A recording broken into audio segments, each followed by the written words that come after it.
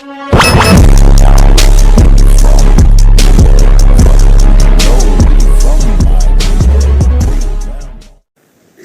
most welcome, students, and on behalf of the organizing committee, on behalf of the students, myself, Dr. Dheeraj Shukla, I welcome you most in this session. And here today with us, Professor Ushasi Datta, who is a senior professor at Saha Institute of Nuclear Physics. So, we welcome you most, ma'am.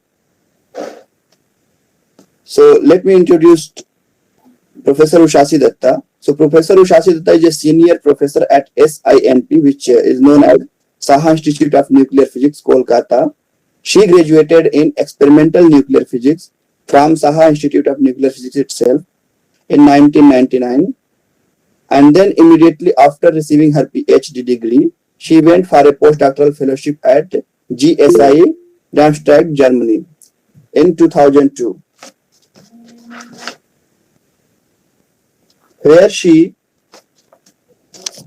took major responsibilities in establishing a new tool to probe components of wave function of loosely bound nuclei, which have been widely used after that.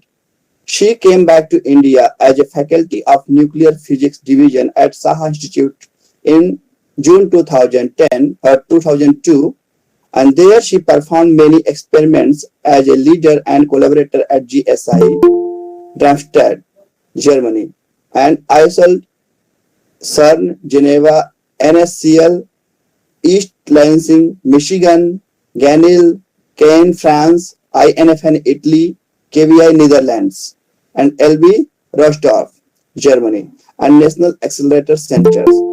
Her research focuses on disappearance of magic numbers in the neutron-rich nuclei, probing new phenomena in exotic nuclei, understanding NN interaction near drip line, exotic decay near drip line, cluster structure, measurement of neutron skin to probe properties of neutron stars, capture cross-section relevant to nucleosynthesis, mechanism of fusion near drip line, nucleosynthesis at explosive burning scenario, etc. Her works on probing quantum numbers of the valence neutron of nuclei near drip line, indirect measurement of capture cross-section, exotic cluster structure of loosely bound nuclei, resonance states beyond drip line, etc., provide timeless guidance to youngsters and experienced alike. She, along with her group, built a technically challenging MMRPC with timing resolution less than 100 per second, which was first in India of its kind and had shown the capability of imaging. That was later followed by many young and contemporary researchers at national laboratories. At present, she is keenly interested in neutrino physics and exploring its properties. So with this brief introduction, on behalf of organizing committee, on behalf of students, and on behalf of myself, I welcome Professor Ushasi Datta to this session, and we request her to share her thoughts about what is going in nuclear physics at world level. Professor Ushasi Datta, please, you can start now. For uh, present for being here. So I thanks first Vishal and Dheeraj for inviting me to share my excitement, which I gather last 30 years, traveling almost major leading world laboratories as well as in India. It's really a very exciting time, particularly in the young generations, because where the all over the world, where the major funding in other facilities are getting down, whereas you could see all over the world, the nuclear physics funding is always pouring because of not only fundamental research, what I'm going to share with you, but also the applied science. The nuclear physics has many arms. So nuclear techniques and detectors now being used not only for nuclear physics or nuclear physics understanding of NN interactions, but also to the particle physics for cosmology. You could see everywhere these nuclear physics detectors and techniques are being used, and they are modifying, of course, according to their own interest. On the other hand, you will see the huge applications, societal applications. Often we had a question that we are really using a huge amount of money and what we are doing for society. You would see the society has a tremendous benefit on the nuclear physics. Particularly, you will see not only the nuclear energy, which we are getting from the reactors and all the advanced countries are continuing these directions like USA, France, Canada, and of course India is also in this game. But more important thing is that the applications in the medical science. It's really advancing a lot, not only the detector wise like PET tomography, but also the like treatment of cancer therapy and also understanding what is going on in a particular human body. That image also we are getting utilizing the nuclear techniques, nuclear medicines. I'm going to share you a few slides and then I will take your questions. So now I'm sharing again. I hope it will be right. Let's see. Yeah. Now you could see, right? Yes, ma'am. Yeah, we can. Okay. So you see the background. There is a picture. Do you know what is this picture? How many of you heard about the neutron star? Say yes or no, or you are muted. No, no. Yes, ma'am. We have heard. Okay. So this is the picture. You see the background. There is a picture. This is the picture of neutron star merging, which happened. The gravitational waves through. It was a detection of neutron star merging. It was 2017. It was a big discovery, and you may surprise what is the relation with this neutron star merging and nuclear physics. Of course, there is a relation. What is the relation? Still, to know what is the properties of the neutron star, we need to know the nuclear physics property, which can help the understanding of the neutron star. How it is happening, I will give a flavor to you later. So, next. So, you see, when we heard about the nucleus, we means all the habitants of Earth. We heard only 108 years ago after Rutherford discovery. I hope you know this.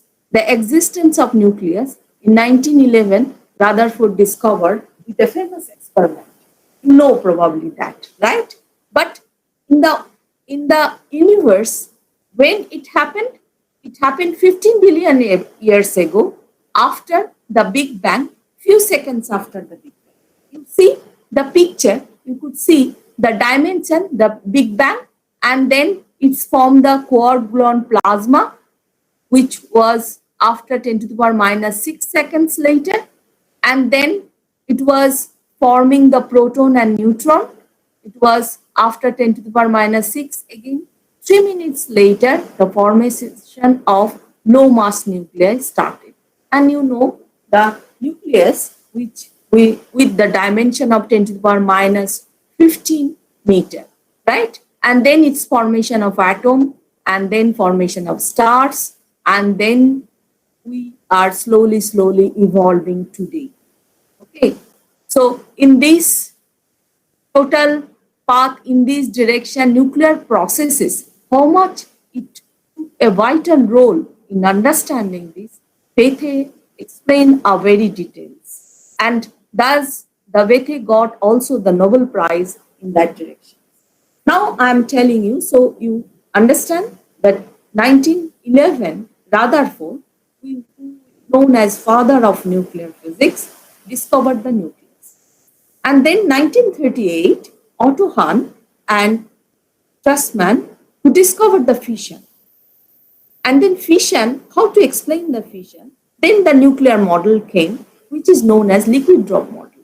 He explained the phenomena can be considered if you consider the nucleus as a liquid drop. But later on, when we get the more and more details, you see, you will observe the experimental data are making the path in evolution of understanding of nucleus. So you see, the Otto Hahn first, the Rutherford, who observed and then proposed the nucleus, then Otto Hahn, who observed the fission, then proposed the liquid drop model, and then later on observed that binding energy of particular nucleus is really enhancing. And then the model of single particle came into the picture, which could not explain by liquid drop. This liquid drop model are very smooth variation. Okay, and later on, the magic number Mayer and Johnson, who explained that one can consider a harmonic oscillator and spin orbit interactions, and then the magic number could explain.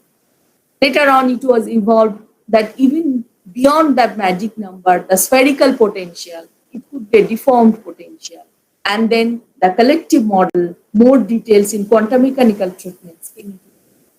And both 1950s, Mayer and Johnson's, it was also Nobel Prize, got the Nobel Prize, and it was later on the Bohr and Mortelson, who proposed the details of the collective model, also awarded with the Nobel. And what's new now? Many people you will heard that, oh, nuclear physics is a very saturated subject, nothing new is there. That's totally wrong. I will show you that. That even today, it is not 2019, it will be 2021. We still don't know what are the limits of the existence of the nucleus. What does it mean? This means, you see, I hope my sound is going on properly and you could hear, right? Yes, you can. Okay. So you see, this is the picture of nuclear landscape. Okay. And the black dots are representing, which is almost 300, representing the stable nucleus. Stable nucleus means we always see that if you get this nucleus, it is always staying in the same situation. That's why it's stable. Stable means it's comparable to the age of the Earth. And now the light green one is the one which we built in our laboratory. How we built? We built in a various way. So that's the new idea of accelerator situation. What happened? So if you take an atom and remove your electrons, then it will be positively charged, right? That is the nucleus, it's the proton and the neutron. Neutron is no charge and proton is positively charged.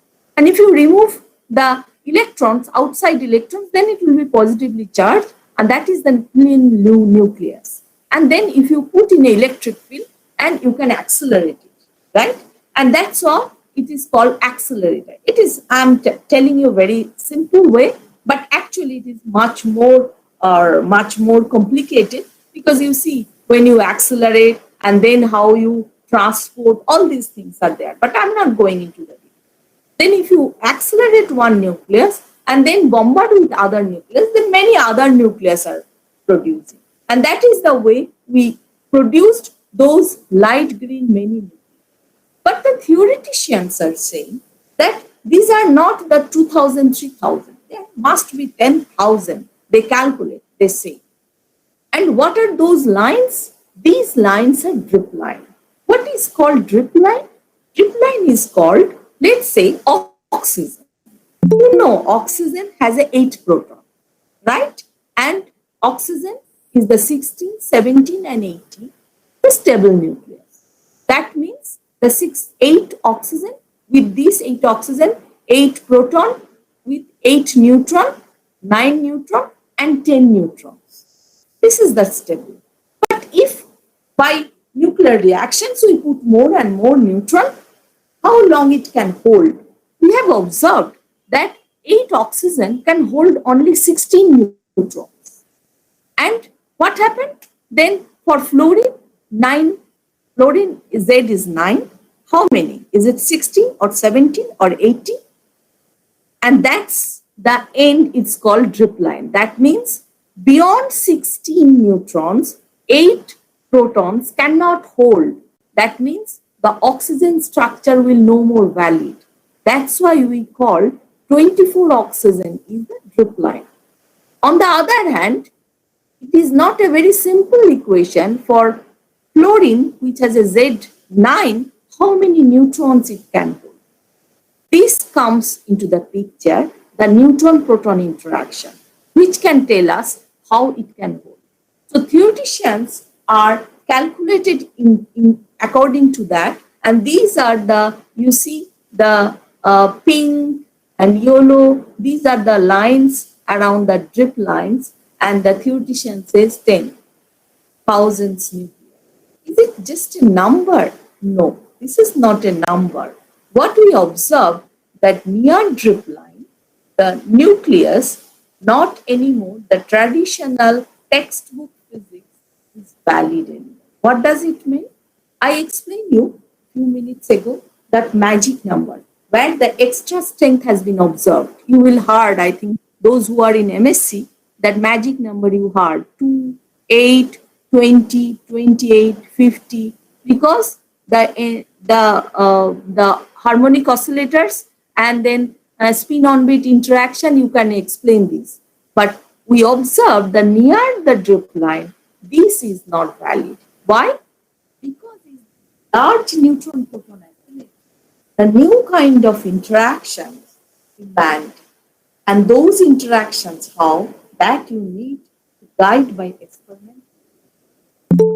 Is it just only this? No, it is not just for comprehensive understanding of this, but also, you see, it's neutron star merging I talked about to you. You can Google neutron star merging 2017. You see that at that time, a huge rare earth nuclei has been observed. So that is known as those kind of nucleosynthesis is our process. Now, understanding those kind of nuclear synthesis, our process, how it happened, it's not known.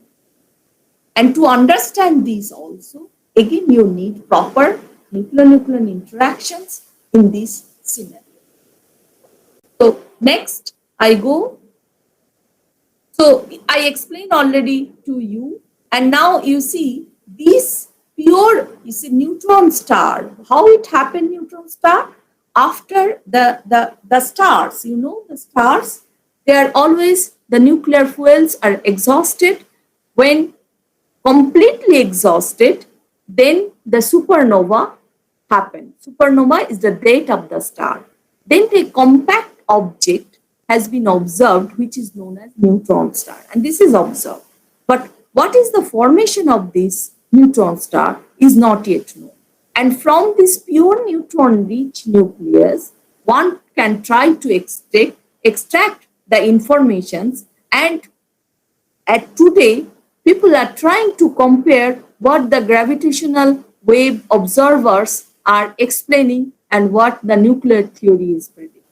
So we are in such a way that in this interdisciplinary field, in some places are working together in same phenomena, like a neutron star and others. So this already I explained what is the neutron drip line, and I explained also that why the neutron drip line and proton drip line, one people are interesting because of the new phenomena, the unknown NP interactions to probe the properly astrophysical model of understanding the cosmic phenomena of like neutron star, our process synthesis. So you see, this is the picture of all over the world, what are the facilities are there. You could see here we have the Delhi is there, I think, Delhi. You could see Delhi. Yeah, Ma'am, we can. yeah. So Delhi and Calcutta is there. These are the places also Well, we are observing. You could see, right? yes, we can. We can see, ma'am, both places. So other than Delhi and Kolkata, you see the major leading part is, as I told you, Michigan State University of Michigan State at USA, which is known as FRIF, and then GSI Darmstadt, which is known as FAIR. You see GSI FAIR. Then there is a Isolde, CERN, which is Rex Isolde and High Isolde. Then there is a Ganil. So interesting part you see in the low energy nuclear physics, all over the world, people are building with their own money. But if you have a talented idea, without any fund, you can go and do the experiments.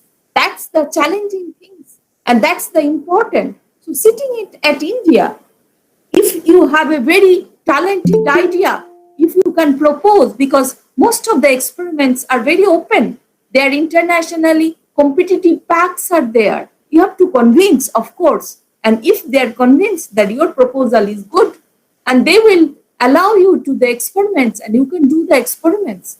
So thus, sitting at India, you can do a very challenging experiments, and that's what we are doing, and you people also can do in future. You see, there is also a RIKEN in Japan, which is also very forefront. There is in Leuven, Belgium. There is also France, Ganil. So all over the world, there are many facilities, and these are not just for our generations. They are upgrading for the next generations. That means you all young peoples, for them also, this is open. Now, you see, I already talked with you, so I'm not going into the details. Just a very quick way to show you what is happening. You see, in the left side, the neutron-proton interactions, this is averaging out, and then it's a mean field, as if the neutron-neutron interactions make a very averaging mean field where the nucleons move as a independently, and then they form a single particle. Those, I think, master's degree, you know, probably the quantum mechanics, and you started to learn, I think, harmonic oscillator. In this way, you can get the single particle and then two-body interactions, and then magic number was explained very well. But what happened when there is a large neutron proton? Like when you are going to the drip line. So you see, when you are in a very close to the stable line, like oxygen, 8 proton and 8 neutron, it is almost equal. That's what it is showing in the left. On the when there is a drip line, 8 proton, there is a 16 neutron. So there is a large difference. And due to this large difference, first the mean field was modifying, and then the interaction, many new interactions play a vital role. And that's what people are experimentally trying to probe this, and observed that, and theoreticians also calculating and observed that magic number are changing. This is the way our people are doing. This is the picture of the CERN. I'm not going into the, you know, some of you know, the CERN is utilization for the high energy physics.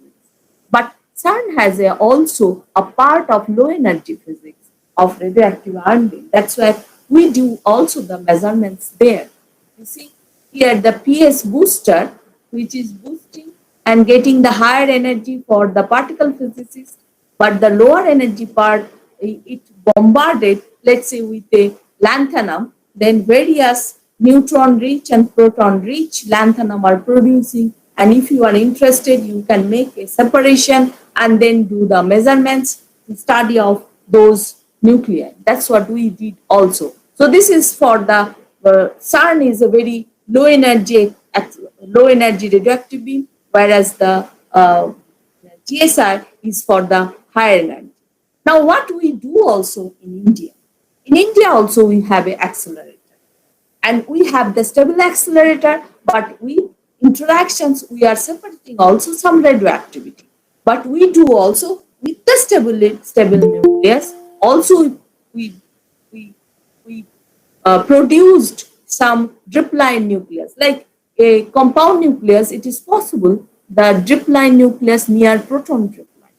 You see, here is the detector setup, which is known as INGA, is Indian National Gamma Ray Array. Here we have 24 Clover detectors, and these are very expensive detectors because it has a very challenging technology to get measure the gamma rays of, let's say, 2 MeV, but with a resolution of 2 keV. So you understand, it has a semiconductor and which put into a liquid nitrogen, and then you put in a reverse bias, and then when the gamma rays deposited energy, we get a very accurately what is the energy, and that's how we could extract the informations of what are the excited states of those nuclei and how it is playing, because it is not randomly they are getting the energy.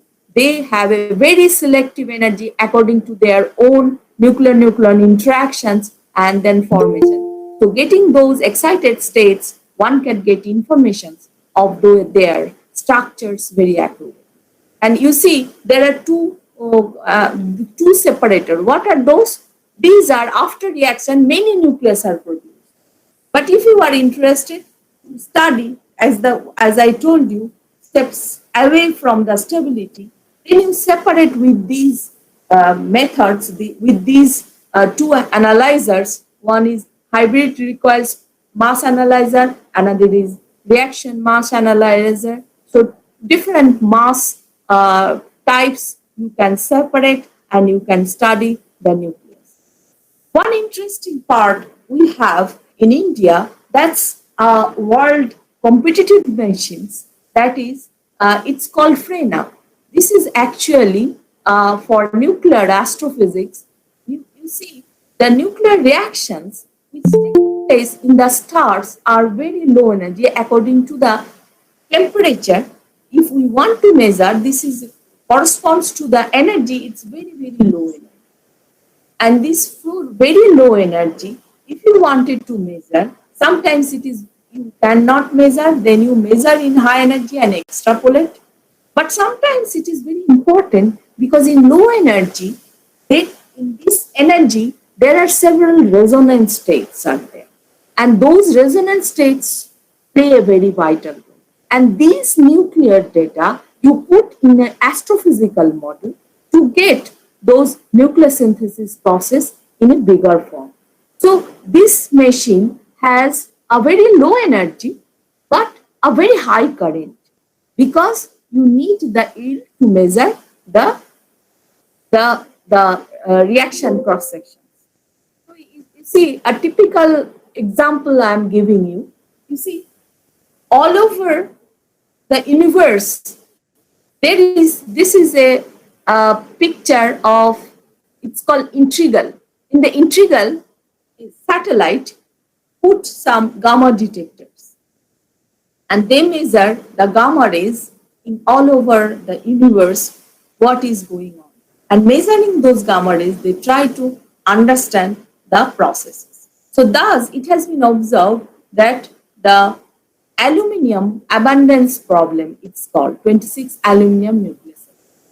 The amount of gamma rays has been observed. From there, you can get how much 26 aluminum all over the world, all over the, not world, universe is there. And what are the nucleosynthesis processes is responsible for that. And people has observed that all nucleosynthesis processes, if you can consider, you see it's hydrogen burning and carbon neon burning, explosive neon burning, but still cannot explain this much amount. So this is known as aluminum abundance problem. So for accurate measurements, you need a very low energy measurement. So thus in FRENA, you can do this measurement very accurately using it. Now I come to the picture of importance of the detector development. These are the picture. The right side, this picture is of Saha Institute. This picture is also from Saha Institute. This is the picture of Rossendorf, Germany. So we built a detector. It's nothing. It's just a glass and then glass gap which was filled with a gas, and when the charge particle passes through, it produces the electron cloud and you get the informations, the signals, and from there you could get the timing resolutions of these detectors in a very technical way. I'm not going into the details. If you are interested, I can explain you later. So this is the way we have tested with the cosmic muons. You see, the cosmic muons are available in the Earth level. So using those cosmic muons, we studied and we observed that it is 150 picoseconds. Later on, we took into these Germany laboratories to test our detector, and we observed that it was 100, less than 100 picoseconds. And not only that, we could do the imaging of the electron beam which was bombarded on our detector. Now, what is the utility of this?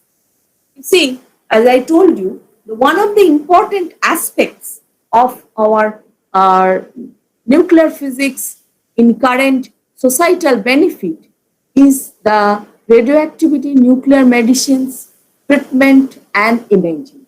So you see, someone has a problem of, let's say, heart. That is, one heart valve is not working. How to get this in? So what people do, they inject some very fast radioactive element, and those radioactive elements decay and produce some gammas. Those gammas are measured by the gamma detectors, and from there you produce the imaging and you get the informations of the valve. It is not for the heart, it happened for the lungs. So there are two different types of, there are very other things are there to consider. I'm giving you a very simplistic way what is going on. So there are two different types of radioactive elements are being used. One is very fast so that it will quickly decay and go to the stable so that the too much radioactivity will be not suffered by the human, because we need just the imaging. Another is for the cancer type of things, treatment of, let's say, one tumor you want to burn, and then you need a longer life, and you put in such a reagent that it will go to the particularly in that organ. Let's say you have, someone has a gland cancer. So it is a longer life, something is there so that it will go there and then bombarded and burnt that, and then people can recover. So this is a very challenging, and people day and day newer isotopes people are trying and testing. Then one should get the approval from the medical authority, and then people can use it. And then, of course, the last part, you know very well that nuclear energy is being used very widely, and that you know probably there are two different nuclear reactions mainly utilized, is the fission and fusion, and various ways, various types of nuclear reactors are being now, it's in active conditions. So mainly in USA, France, Canada, Germany. I think Germany is not, unfortunately, Germany, I should stick out because Germany is banning the nuclear energy.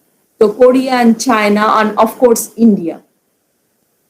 So they are considering that nuclear energy. But one interesting part, you see, this is the in Mars, let's say, the satellite when they are sending, and then how to get the energy to run the system. They are like this kind of smaller type of nuclear reactors they are producing, so that in that satellite or in that places, let's say in Mars, they are planning similar kind of things like this to send there to get the energy in this. So that's all. Now I would like to stop here, and I think you can start asking questions what you need to know. So many thanks, ma'am, for elaborated us with the lot many things which is happening in nuclear physics, particularly at world level and India level. So this is the first time I came to know about that. I mean, anybody can access the experiments if he has or she has a brilliant idea. So before that, I was thinking going to some nuclear laboratory. It is very very difficult, but as you told that if you have some brilliant idea, then you can approach the institutions or laboratories, and they will allow you to perform your Yeah, experiment. that is the way I did experiment at Germany. Not only in Germany, not only they have allowed me to do the experiments to support my students and myself, they provide me Humboldt Fellowship also. So if you have a good idea, they will support a lot. Of course, it's very challenging, very tough because very few have a very outstanding facilities and it is very tough competition. So they will see your the feasibility, whether it is feasible. They will see whether experiments you can handle, you have that capability or manpower. And of course, if the idea is really very challenging. So that's the point. So I did so far in Michigan, in Isolde, in Japan, in Germany, and I did also many collaborative experiments, as I say, in France, in Italy, and other places also. So I think it is important. You have to learn, and you have to think out of the box, and for that you need to study. You need to study, and you are in a generation really much better situations because you see the nuclear physics is not the nuclear physics. After you graduate the nuclear physics, you should not be confined with, if you don't like academic life, you go to the industry. And so all these detectors are building by many big industries, and you can go and join. And you see, the medical imaging is another very fruitful area.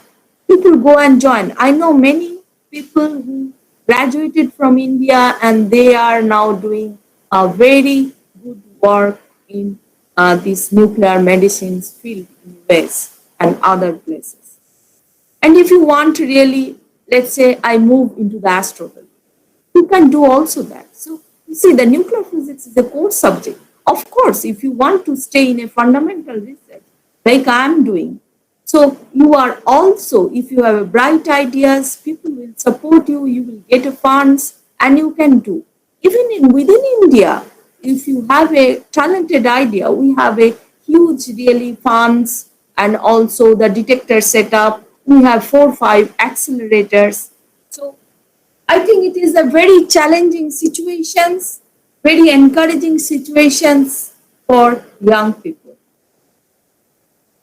Yeah, thank you, ma'am. So, coming to the point, when you talked about aluminum 26 problem, so Yeah. you told about the abundance of aluminum 26 in various, planets and other places. So, can you just have to throw some light on this? That how it decides that our solar system is, just like a family because of this aluminum 26 It is, problem. Vishal, it is not just our solar system. It is all over the universe. You see, I have a very small picture here. You could see. I hope my One presentation. can Yeah. So you see, it is the picture, is the background, is the half picture of the universe I have shown. So if you Google just 26 aluminum abundance problem, you will see this is the picture of the image of the gamma ray satellite.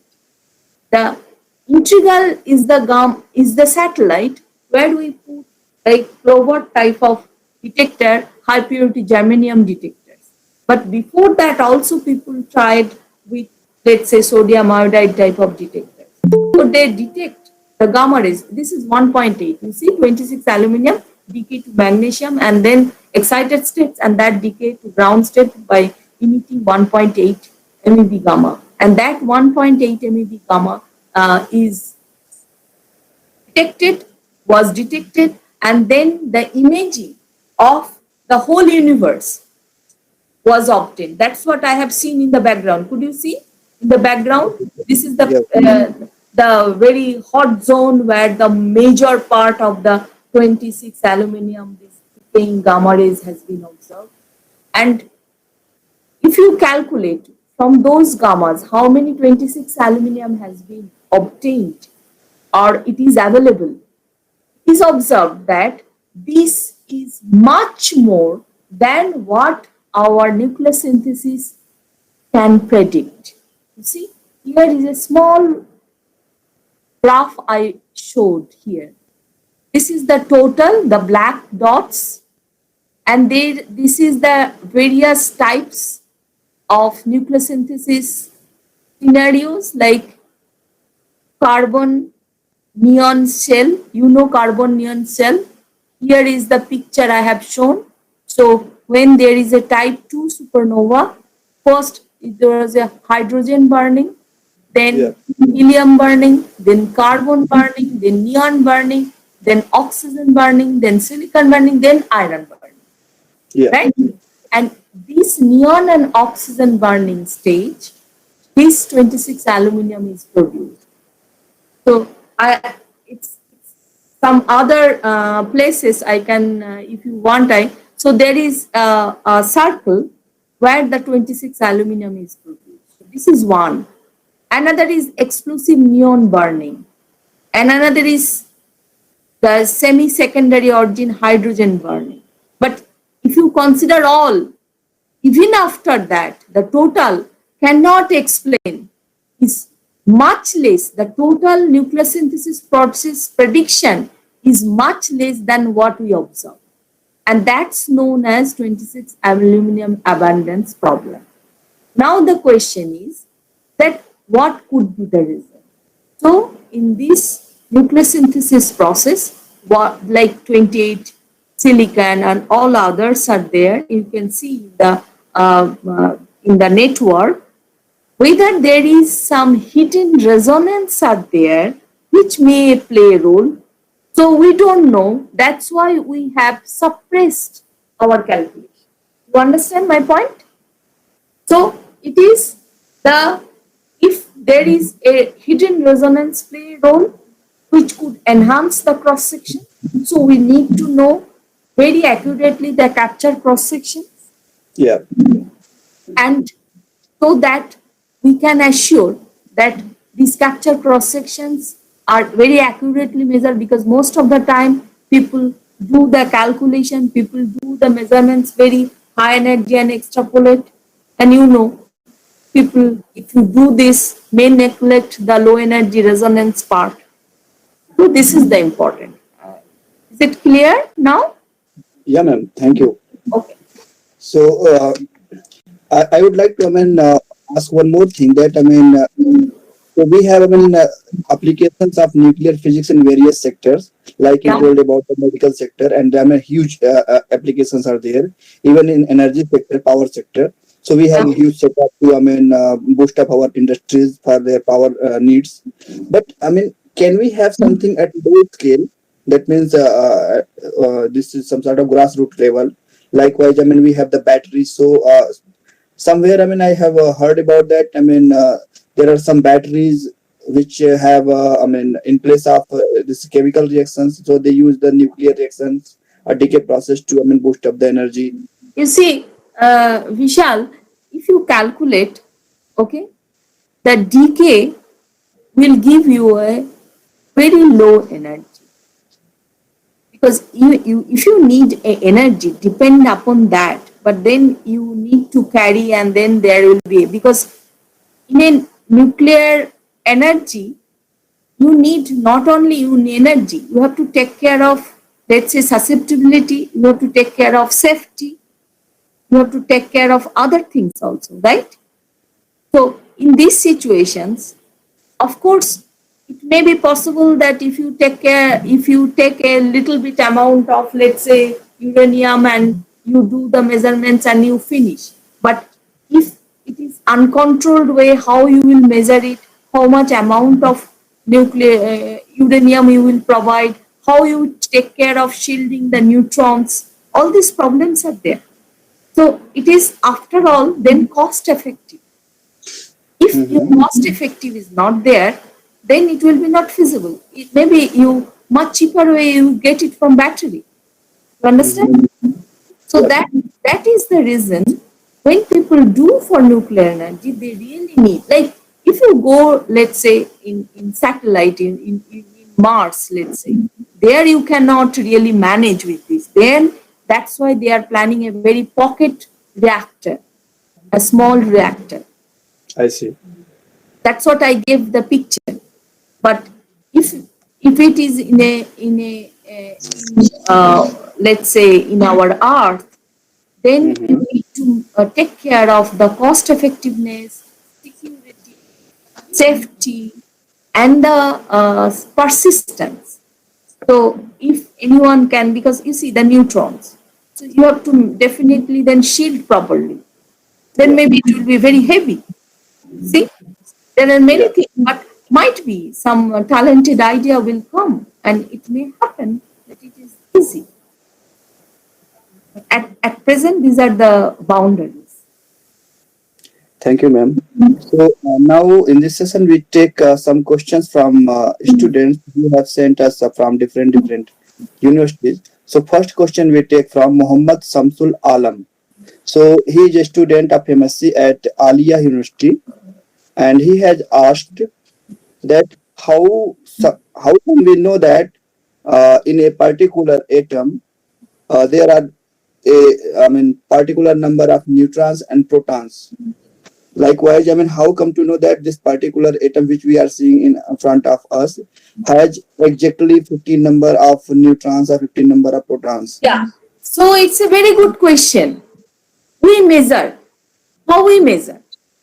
I give you a very simple example. We measure. So when we do the measurements with radioactive ion beam, how we do? We have, let's say, 40 argon. 40 argon we fragmented and many nucleus produced. But we want, let's say, 32 magnesium. 32 magnesium has 12 protons and then 20 neutrons. We have to separate. Then we should know that how many numbers of protons are there, because it is not only if first we separate with mass, let's say. We put some mass separator, either it can be a magnetic spectrometer or electric. Mainly very high energy, we use magnetic spectrometer. So mass was separated. But then mass when separated, it could be 32 magnesium, it could be 32 calcium, it could be 32 sodium, it could be 32, let's say, other nucleus. So how you separate? So then you need to know the Z. How you do? We have observed that in, let's say, if you have a silicon or any other type of materials, when it passes through, deposit energy. And the deposit energy is proportional to Z square. And from there, you get the information. So I will show you some transparencies. You can see? Yeah. Okay. I go, let's say,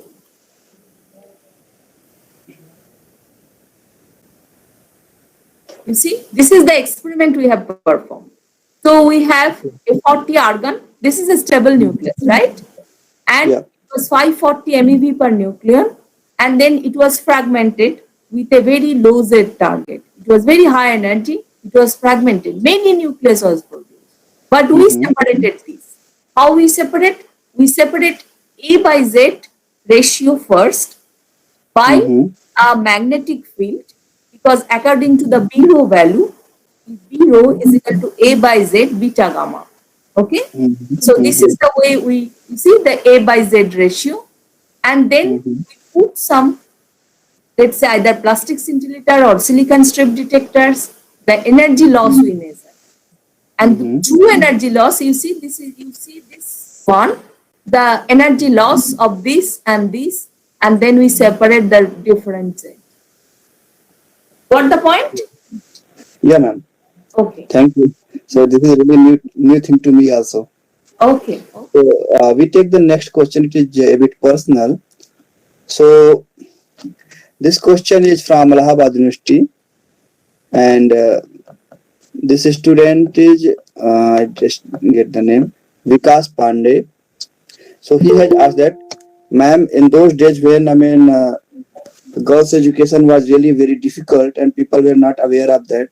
So you chose such a tough subject like nuclear physics. So how was your experience, and what you say for today's girls? Yeah, new generation of girls. You see, when you ask me questions, I have really very emotional feelings. You know, it's give me a very different feelings. So when I born and brought up in a very remote village, I'm not from Kolkata. It's 200 kilometers away from Kolkata, in a very orthodox businessman family whose girls never went to college. But in the beginning, I still remember, I don't know how, maybe my mother influenced a lot and my father also influenced. Uh, I started to like about Madame Curie. That's why I, yeah. So I learned at the age when I was class 6 of, I heard about her. And then I started to, with my own interest in Bengali language, I read about her. And that gave me a little inspiration. Though initial stage, my interest was mathematics. But later on, some other family members influenced that physics is equivalent to mathematics, but physics is more related to the real world. Then I came to the physics. And then I came to Kolkata. And in Kolkata, I came across with a professor who talked about Pauli. So that gave me a strike that 30 years before, because Pauli proposed first from the beta decay that there is a third neutrino is there. Yeah. And that was discovered by Kawan much later. Mm-hmm. This is the way, you see, it is not just, I cannot say one single day, it is step by step. And of course, with my dedication and with my seniors, my supervisor, my postdoctoral supervisor, my parents, my teachers, they influenced me a lot. And of course, I have my keen interest. And when you have a interest, no one can stop you. That I can say. But that's really scintillating, ma'am, for young generation. Who are really saying that okay, we don't have opportunities in India, we don't have opportunities at their place. But I did my PhD here. I did my PhD here. Yeah. So this is just sort of inspiration for those young generation guys, maybe girls, maybe boys. That if you have will, then there is a way. So Definitely. the next question, yeah. So the next question we take from Kaustubh Vishwas from Bankura University.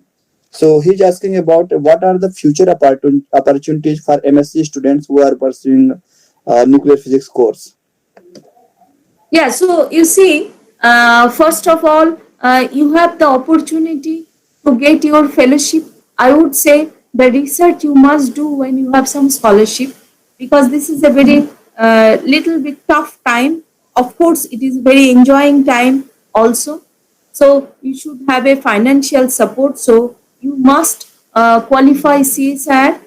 In addition to, there is a gate, there is a other jam, there are many other exams. You try to qualify those, and then there are many international level like Shaha Institute, TIFR, IUAC, VCC, IISc, and then PRL. There are many opportunities are there, and you can do the nuclear physics research. That's great, ma'am. So I would like to add that apart from the research. Yeah, university also nowadays is doing a great job, because we have IUAC New Delhi who supports the university faculties. So if you have a CSR or other fellowships you can join also the university faculties are. Yeah, I see, ma'am. I mean, there are some, I mean, universities which really have very good faculty. So Punjab University and University of Allahabad Yeah, and so all Kolkata University. Yeah, IITs and universities, they have a really a very very good faculties, and so it's a really not you have a very small window, you have a very big window. So if you have a will and if you have any scholarship, you can get, and you have definitely the opportunity. And and obviously, I can say you, if you have a CSR fellowship, you can also write to me, and we will also have the opportunity to consider. But of course, you have to appear the interview also. yeah, and you as already, I mean, told that there is, I mean, big scope in medical sector for nuclear physicists also. Yes, So yes, this is, I mean, one, I mean, very emerging area. And other thing is the power sector. So most of the companies are now investing in power sectors like Reliance Industries and Adani Industries, yeah, Tata's also. So yeah, you can also have career over there. And maybe, I mean, some technological, like, I mean, these satellite companies like Tesla company yeah. and Your sodium power iodide Sengovin is there. They are also building. They have a detector uh, building laboratory is at Bangalore. I have visited. That was also a very good one. Of and course, not at the mark of the head center like France and US, but it is also good. I have visited once. so one thing I would like to know from you, ma'am. So people are working, I mean, for a long time to have a fusion detector, and recently there was a news in when social media that China has been able to create sort of its fusion reactor. So where, I mean, they can harness the fusion energy. So is it true? And what is the process in our country for this? I don't know which you are talking about. You see, one is this plasma confinement you are talking about. That is Yeah. ITR, which is in France. You are talking where Yeah. the I just all came to of know about China has been able to harness this fusion energy you somehow. I see. don't. Yeah. So you see, one global way people Hmm. felt that this nuclear energy is very important, and Yeah. the plasma confinement through this, and this is one project ITER it's called, and India is also a part, and India invested a huge, which probably I think IPR Yeah. is main part on that. Yeah, it is And IPR Gandhinagar. yeah, but you see, the people are. I had a opportunity to have a discussion that why not to build a prototype of ITER at India, whether the Mm-hmm. technology they will offer us. So that's a Mm-hmm. debate really, because India is a part. India provide the funds. There are many Mm-hmm. other like US, France. It is actually in France. But this is a really a questions. Maybe coming 10, 20 years, 20 years or 30 years ahead, one may be able to build it. But at present, I have not much information that India has really in that direction. I had a discussion little bit. Okay, ma'am. So now, I mean, this is prime time to, I mean, hand over the session to the students. So those students, I mean, who are interested to ask their queries or questions, so they can raise their hands so that we can allow you one by one to ask your question. Please, students, you can ask your question directly to ma'am. Please ask any type of questions, whatever came in your mind. If some question came in your mind, just say it. Not only now, every time. Yes, please. Mohit Anand wants to ask a question from Allahabad University. Mohit Anand, you speak. Hello, ma'am. Good evening, ma'am. Am I audible? Yeah, you are audible. Please. Uh, Ma'am, I am a student of Allahabad Central University. I am pursuing my specialization in nuclear and particle physics, and I am in fourth semester of MSc. And it's time when we have to submit our project works to in our universities. Ma'am, I want to shift from theoretical to experimental physics, and I am currently working on a program named Pythia model, where I simulate or create condition like CERN or LSC on that model. Um, as if I want to calculate angular momentum, means if there are ion-ion or electron-electron collision, and after that new particles form, and I want to calculate angular momentum or multiplates or some other sort of thing through this application. I just have to give input, but it's a very a very tough process or very complex process. And my observations are, ma'am, too general.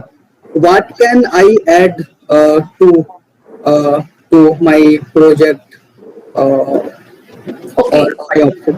See, every problem when you start, and if you are stuck with a complexity, then you start to look into a simpler thing.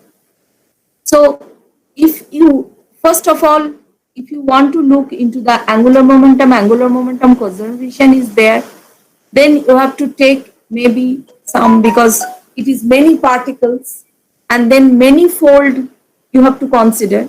But if you want to really see, then you switch off some of the particles and then you play with, let's say, one or two particles, how it is distributed. See, then you will get the interest, and then slowly you can increase. This is the one way you can try to solve the problem. Did you get your answer? Ma'am, one more thing. Uh, Yes. if somehow I arrange the data from real particle accelerator as comparison to working on this virtual program, uh, it takes a very, ma'am, long process. If I ask them for data, then after doing work on that data, real data, I have to verify my result from that institutes. Otherwise, I cannot publish or I cannot Yes. and ma'am, it takes so long time. I have to complete in it my project in 6 months, and it Yeah, takes that 8 years. is why I say, let's say, if you're, let's say you look for the electron collision, okay?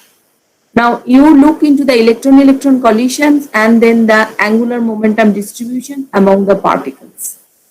Now first you have to look into the one by one. First you have to reduce the multiplicity by 2. Then you have to check reduced by the velocity. So this is the way, because you see, you are a very young and you have only 6 months, and this is the job maybe for 2-3 years.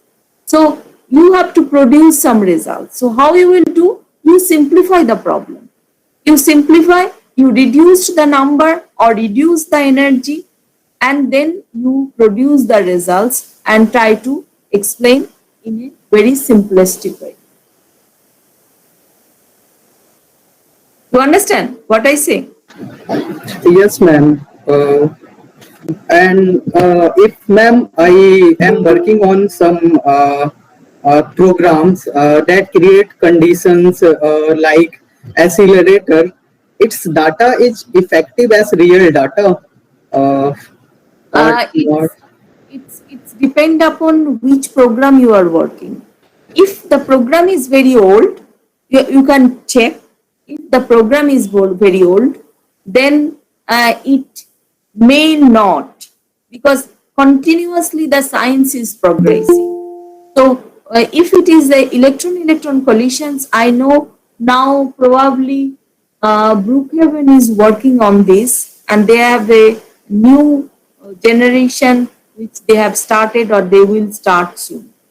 So it's depend upon which program you are working, and the program validates with the data how often. You have to look into the recent literature.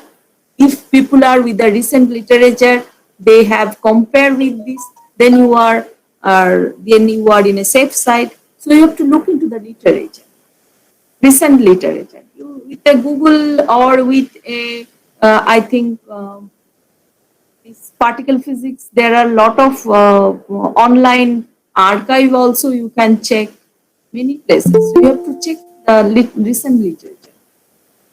Ma'am, one more thing.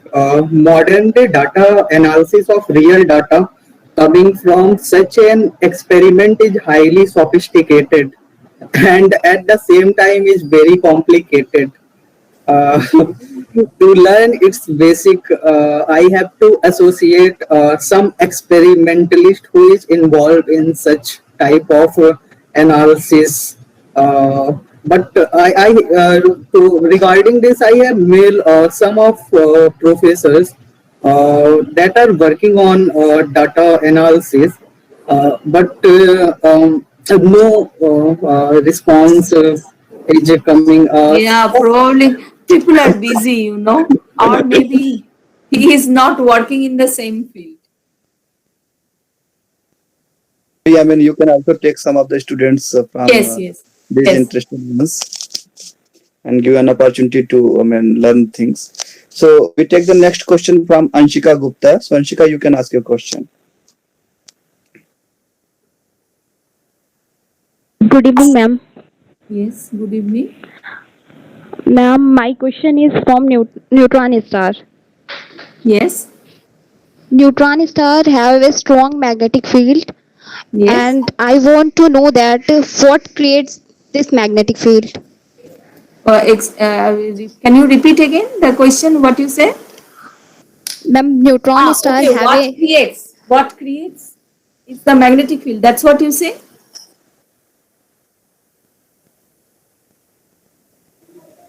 I cannot hear. Again, yeah, please repeat again. Anshika, you repeat your ma'am. question, please. I want to know that what creates this magnetic field. How this magnetic field is created You inside the see, neuron.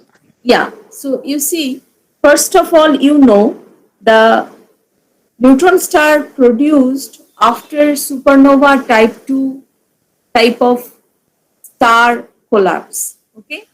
And then what type 2 supernova star? It was the core was the iron, and then outside there was various cells, and then the death of the stars happened. And till today, the neutron star, what is inside the core, it's not very clear. Various theoreticians are predicting various types of models, and there are various predictions. So there is, and every predictions, there is no direct proof to get the information. So far, the neutron star, which kind of equation of states. So the people are understanding the surface part mainly. So the core part is only yet based on theory. So there was no clear idea. There are various, I don't want to say a particular theoretical approach, then I will be biased. But there are various types of approach, and the core part, the the structure of core part is not validated yet. You got the point? So it's not very clear now. Okay, ma'am. Ma'am, one more question. Yes, yes. Ma'am, inside the neutron star beta decay process occur. So You see, then, ma'am, yeah, neutrino and antineutrino is also present there. you see, whatever the questions you are saying, first of all, as I told you, it is informed that the only people are thinking that the surface are purely neutron matter. But core part, what is there, whether it is a kaon or it is only the neutron or proton, it is not yet known. So whether it is the beta decay process, various theoreticians are predicting various. So being an experimentalist, unless there is an experimental proof, I don't want to be side of a particularly theoretician. So I cannot explain what is really going on here. It is still under predictions, and probably you young generations in future, some of you can explain more detail. It is still under a debate. What is there inside? Only it is informed that the surface part is purely neutron matter. So if you Google, you can see neutron star, the cross section of neutron stars. You will see the various figures, various types of figures with various layers, various things are there. Okay. Yes, ma'am. So we take the next question from Divakar Yadav. Divakar. Hello, ma'am. This is Diwakar Yes. from AU. Yes. Ma'am, my question is that we know that if there is a charge particle, then there is a magnetic moment. Means, but in the case of neutron, we know that it is a chargeless particle, uncharged particle, but it is has some magnetic moment. What is the case, ma'am? You see, the neutron is not only neutron. It's bind of. What is this? Bind of fundamental particles. You know that? Yes, ma'am. Quark. Quarks. Yes, ma'am. Yeah. So quarks. So these are the main reason for this. So neutrons as a whole, it is a chargeless, but when you fundamentally look into these subparticles, then again this is really, you see, the standard model says, according to the standard model, that the neutron is chargeless. But beyond the standard model, there are a lot of observations. One of them, of course, the magnetic moment of the neutron. Very small, it is really going lower and lower, not yet confirmed. A particular limit has been experimentally observed of neutron magnetic moment, but that's a challenging experiments which can provide us that the physics beyond standard model and the kind of, let's say, understanding proper model for this. And that's why people are trying to measure the neutron magnetic moment, and it's really limit, not yet fixed. Okay. Ma'am, can we say that this distribution of quarks inside a neutron is one of the factors which is responsible for the magnetic and or electric properties of the neutron star? Again, you repeat the question. Ma'am, you say that there is a distribution of quarks inside the neutron. Yes, you see, the neutron subparticles. You know what is the difference between proton and neutron, right? Yes, ma'am. Yes. So these subparticles and how the interactions are there. You know the standard model, right? According to the standard model, that neutron has a chargeless. But it has been observed, or it has been proposed, that beyond standard model, the neutron has a magnetic moment. And that measurement is a very challenging, which will give an access of the physics beyond the standard model. And that's people are still trying to measure, but not yet end the limit. So you are talking about a limit which is pushing down and down and down, not yet fixed experiment. Okay, ma'am, but now I want to know that is it a, we can say that it is a reason that why neutron star has a magnetic field or electric properties? Again, as I told you, first, if you are not sure what is the limit of the magnetic moment of the neutron, then how you can explain? This is one of the thought people are making. This is one of the thought people are making. First of all, if you look into the neutron star structure, various theoreticians predicting various. It's not yet fixed. Because who will fix? Is the experimentalist will fix. Experimentalists just started to probe what they are probing.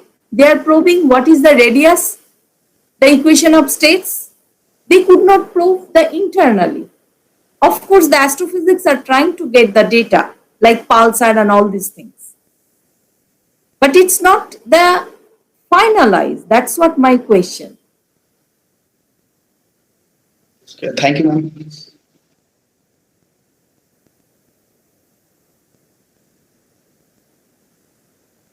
Question from Vaishali Kumari. So we take the next question from Vaishali Kumari. Vaishali, are you all there?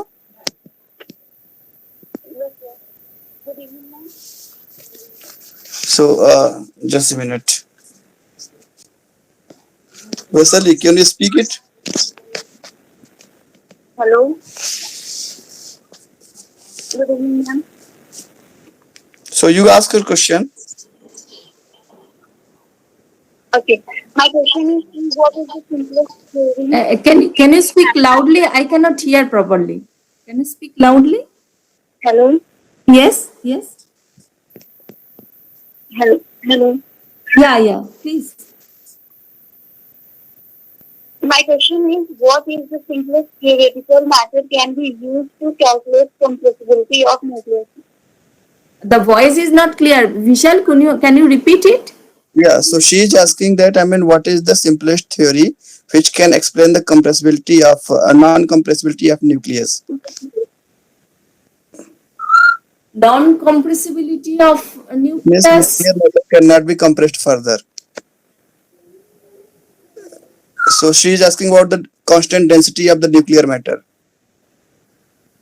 But you see, for the density of the matter, of the nuclear matter, if you take in the stability, in a stable nucleus, okay? Yeah. Stable nucleus, then the density profile, if you look, it is different. And if you look into the neutron rich or drip line nucleus, and then it is a different, because you have a very low dense matter outside the nucleus. So, did you get the point, what I wanted to say?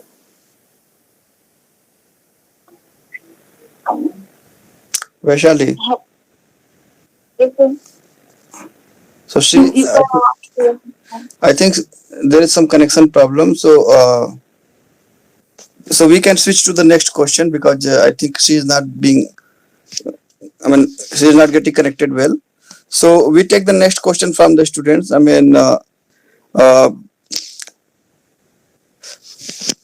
So Ritik, do you have some question you wanted to ask? Who? Ritik Srivastav from BSc. From which place? Ritik Srivastav from BSc. Okay. Ritik, you can ask your question. Ritik, are you there? I don't see his name. Yes. Okay, Yes? so now you can ask your question. Yeah. Okay. Ma'am, how can we get admitted for MSc in Saha Institute? Saha Institute, unfortunately, we don't have MSc course. We have only post MSc. So after you graduated from for MSc, then you can apply for through a competitive like CSIR if you have a score, or any other national level score, then you can apply. So if we take mainly 2 times per year, you can see in our web page. So post MSc and then directly for PhD, but unfortunately we don't have master's course. So master's course, if you are interested, then you have to think of like TIFR or IISER. In Kolkata IISER, they have a master's course. and then TIFR. I think IISc Bangalore also they have. Okay, ma'am, is it possible to detect human lifetime by the concept of radioactivity? Again, oh, clear. Make it clear more. What questions you have? Detecting of lifetime of a Hmm, nucleus. no, no, not nucleus. Human. See, you ask a question. First of all, it is a very important, intelligent question.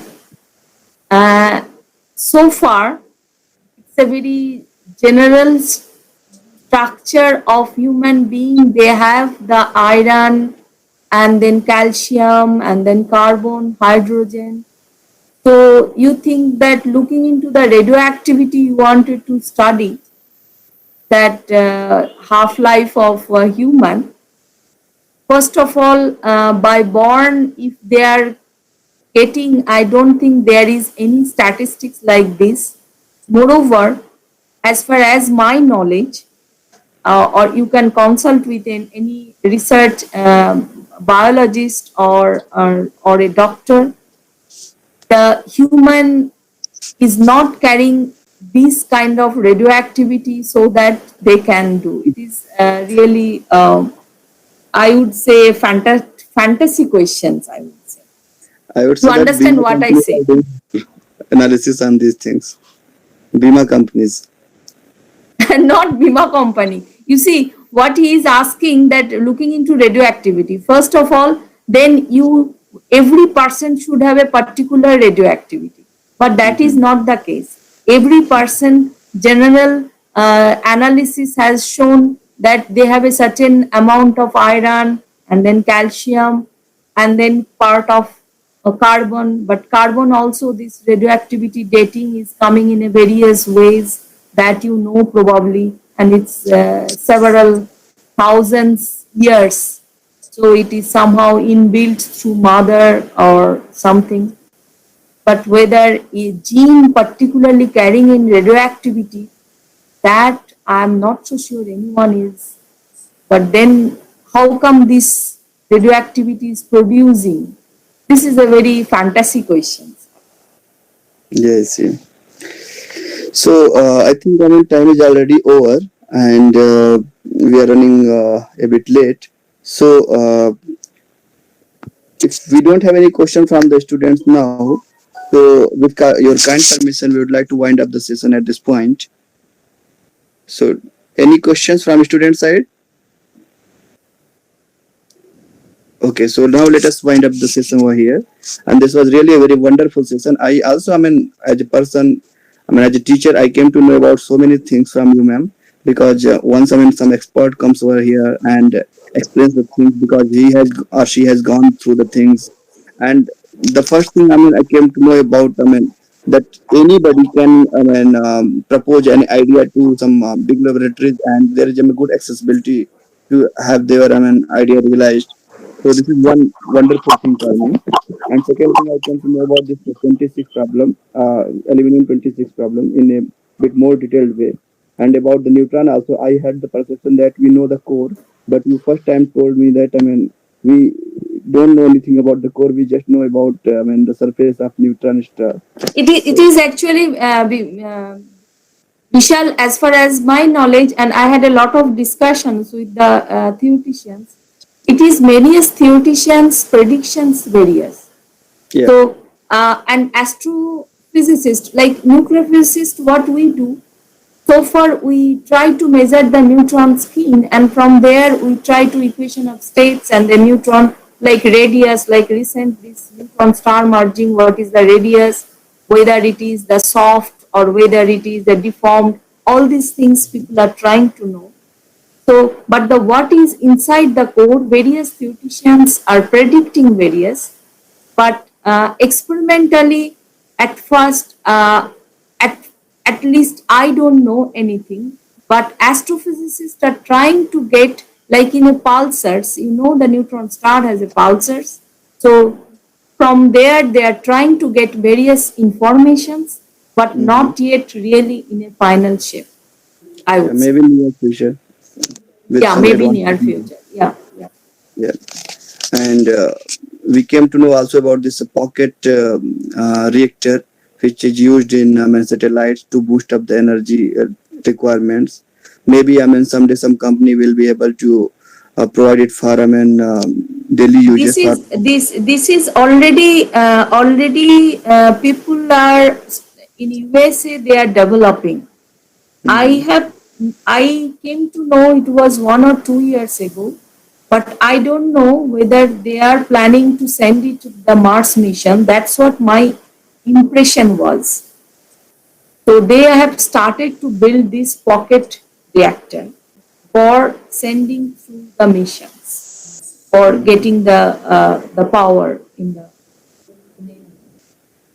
in So a I just got place. one. Yeah. Yeah, So I just got one question from Assam University. So the yeah. student is asking that do we have capability to defend our nation from any nuclear attacks from our neighbors or any foreign nations?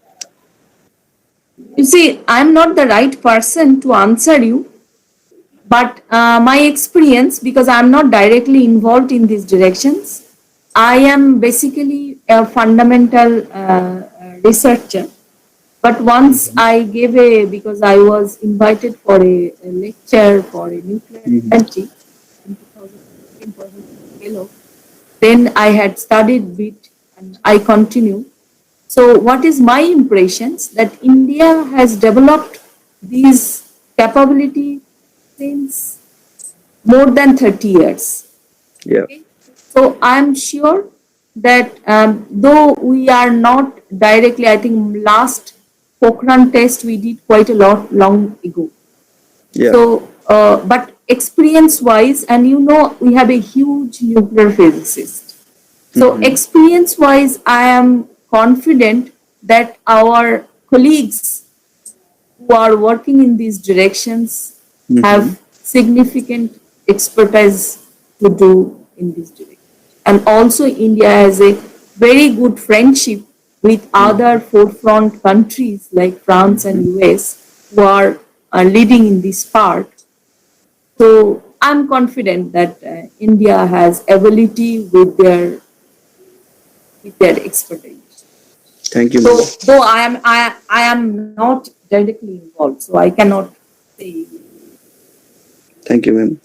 So, we wind up the session at this point, and this was really a wonderful session, and we learned a lot, many things. And actually, uh, due to some connection problem, Vishal also could not join with us. But anyway, the students got Oh, benefited so of. I mix. Vishal could not join. Oh, okay, So there was some technical problem with Vishal. I okay, think his data was exhausted. okay, okay, So I took the responsibility on behalf of him. okay, okay. Thank you, dear. Okay, so now on behalf of the students who have been participated, directly and indirectly both way, and on behalf of the organizing committee of the students and some faculties from different universities, and on behalf of my friend Vishal, who is not going who could not join the session, and myself. So we thank you a lot, ma'am. So because we were not expecting you to be here for such a long time. We were expecting that possibly if we could get only half an hour, that will be enough for us. But you wish to us with 1.5 hour. This is really something marvelous for us, and I am really very grateful to you, ma'am, for this. Uh, Grace. So once again, on behalf of the committee, on behalf of the students, I thank you a lot, ma'am. And we hope that in near future, if some students try to get connected with you or try to do some internship with you, maybe you will please to allow her or him. Yeah, I'm really thankful to you, Viraj, and also Vishal, because this is really, I feel, our responsibility as well as it is my pleasure because the knowledge should be transmitted. And if the people are encouraged, the young generation encouraged, and they know that how vast and how fruitful is this kind of research for in future. And I am really, if people are encouraged, I will be really very, it will be a pleasure for me. And discussion with youngs is always like the neutron star. I'm not sure if people are satisfied with my answer, but maybe in future I will give a more boost or more solid information so that I can convince them that this is only theoretical concept, not yet the experimental part so far, as I know, for the nuclear and particle physics related aspects. And yes, you are always welcome, all young generations. You are always welcome. If you have any questions, to contact me. I will try to help you. And if you have a interesting idea to do internship, you can join. But as you know, many people are writing, so we have a very limited time for that. We have some restrictions, but definitely I will try my best to help you if you need some help. Thank you. Thank you, ma'am. So, students, now we disperse this session from here. So we let us disperse from here, and we shall, I mean, have the next session with some professor. And I once again thank Professor Ushashi to join with us and illuminate with her scintillating ideas, and particularly for the girls student who are really aspiring to have career in nuclear and particle physics. So her journey is like a sort of Madam Curie's journey, and it will inspire the generations. So with this hope, we end up this session. Thank you, ma'am. Thank you, Vijay. Giviraj. Bye. Thank you. Bye, ma'am.